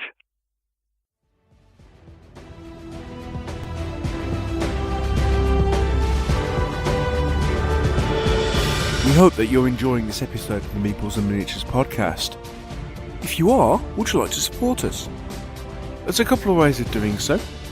You can become a patron of the show by supporting us on our Patreon page. There you can give regularly every time we produce a show. Alternatively, you may want to give a one-off donation, and you can do that by using PayPal. For more details on both these options, please click on the Donate tab on our website, www.meeplesandminiatures.co.uk.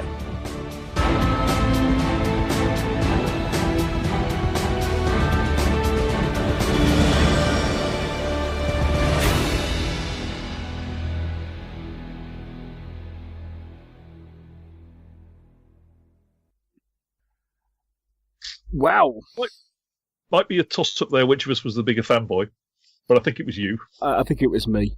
You see, now the really interesting thing on this is when you start looking at the credits for Forthwest, Dirtside, and Stargrunt, and you start seeing some of the names that are cropping up for some of our, I hate to call them elder statesmen of the hobby. It's the guys who you kind of expect to turn up. So it includes people like John Treadaway, Steve Blease, Kevin Dallymore. All these people were involved in producing Forthwest, Dirtside 2 and Stargrunt 2. But it just kind of just goes to show just how long people have been around. Yep. And as we were saying, I mean, I think the simple fact that here we have a company which I must admit I still didn't realise it was just effectively John in a shed, or at least in a warehouse or a workshop. I didn't realise he still just basically did it on his own. I thought he would at least have a couple of people working with him. And the fact he's maintained that to the quality of what he does for over 30 years, I think is just brilliant. Can't argue there. Absolutely can't argue there. It's also a fabulous little system. Yeah, but they're all fabulous little systems. That's the thing. That's the thing. That was. I mean, as we were, as you might have gathered, we are fans. We are fans of GZG games. But the fact that they are, that if you didn't see the dates, or the fact that they were, even if you put a different cover on the rules, or have you, so. Some of the rule production is of its time, but that's simple, just like the way things are printed. But when it boils down to the nuts and bolts of the way the rules work, you would not think that they are sets of rules that are 20, 25 years old. No, you wouldn't. You would think they are something that are a lot more contemporary, which just goes to show just how far ahead of the curve they actually were when they first came out. And as I said during the interview, that's pretty much the first thing that struck me when I was introduced to it. Was there's no way this set of rules are that old. Sorry, the fanboy's coming out in me again. No, I love GZG rules. I think they are brilliant. A lot of the mini range. I say the full thrust. A lot of the full thrust miniature ranges. There's a couple of the factions I don't like particularly, but the vast majority of them are just wonderful. And as we alluded to, you look at some of them and you can't help thinking there are echoes of Babylon 5 floating around and stuff, and they're just brilliant. I mean, some of the Earthfall stuff is just fantastic. Yep. If you've never seen them, and so if not, where have you been for the past X number of years? But yeah, they are.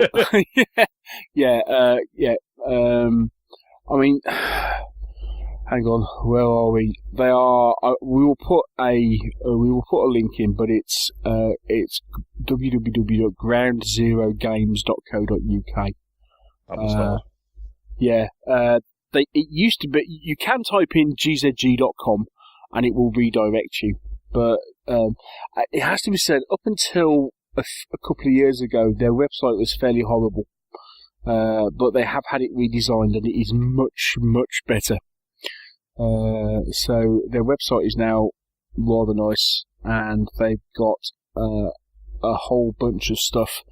But Full Thrust, Dirtside 2, and Stargrunt 2 are all available to download for free. Rule sets, and this is one of those things that just because it's free, it doesn't mean to say it's no good. Indeed, I will say, the Stargrunt 2, still I reckon one of the best platoon level sets of rules that you will come across. And for all I may enjoy Star Wars Armada, Full Thrust beats into a cocked hat. Yeah, great fun. Yeah, so if you've never heard of them, go check them out. They have so much stuff on their website. And yeah, their Full Thrust starships especially, and their 15mm stuff is absolutely stonking. Well worth a look. Uh-huh. And I think, on that note, are we about done? Well, I have two quick plugs, if you'd be so kind. Oh, go on then. So, for those who still play WAB, there are still some spaces left at the Peterborough War Games Club WAB 1.5 Age of Arthur Day on the 12th of November. Go to peterborough-wargames-club.org.uk and you can go and sign up. Yours for a tenner. Day of excellent entertainment, hosted as ever by my good friend Mr. Andrew Hawes, who is very good at this kind of thing. Expect quite a few fun people to turn up, and it should be fun. Similarly, by the time you read this, the annual Bolt Action Tournament should be on December the 10th. Same site. End plug. Cool. And since you mentioned Age of Arthur, that immediately sprung to mind. Did you see that little teaser video that popped up this week from those chaps at Studio Tomahawk. Yes. Colour me intrigued. New version of Saga coming next year, which appears to include fantasy and other periods. Interesting. Yes, very. We shall have to keep tabs on that one, and we will let you know some more details. Let you know some more details as soon as we can. Cool. Cool. Awesome. Right. Okay. So on that note, we will call it a day, and we will catch up with you next week. So, it remains for me to thank Mr. Whittaker for not going away on holiday and joining me on this show. What can I say? Roll good dice, don't eat biscuits. Yes, drink coffee, or preferably hot chocolate. And that's awfully tempting, you know. What if we got any in? Rich tea biscuits dunked in hot chocolate. We're out of rich tea biscuits, but I'm pretty sure there's some hot chocolate somewhere. I fancy a hot chocolate now. Thank you for that. But don't dunk Victoria Sponge in it. Indeed. So thank you to one and all for listening. Hope you've enjoyed it. And yes, until next week, take care. Happy gaming. We'll speak to you soon. Bye-bye.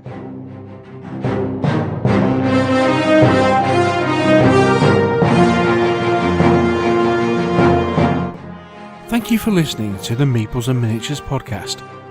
If you've enjoyed the show, why not share it with others by leaving us a review on iTunes? And if you have any comments or questions, you can always email the show. The address is info@meeplesandminiatures.co.uk.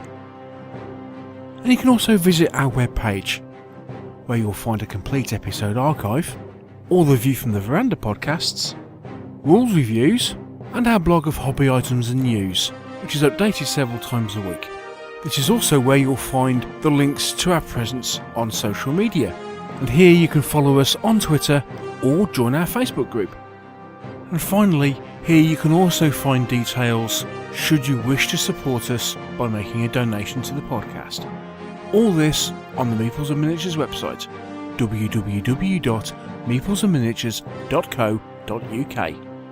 The Meeples and Miniatures podcast is licensed under a Creative Commons Attribution, Non-Commercial, No Derivatives 3.0 Unported license.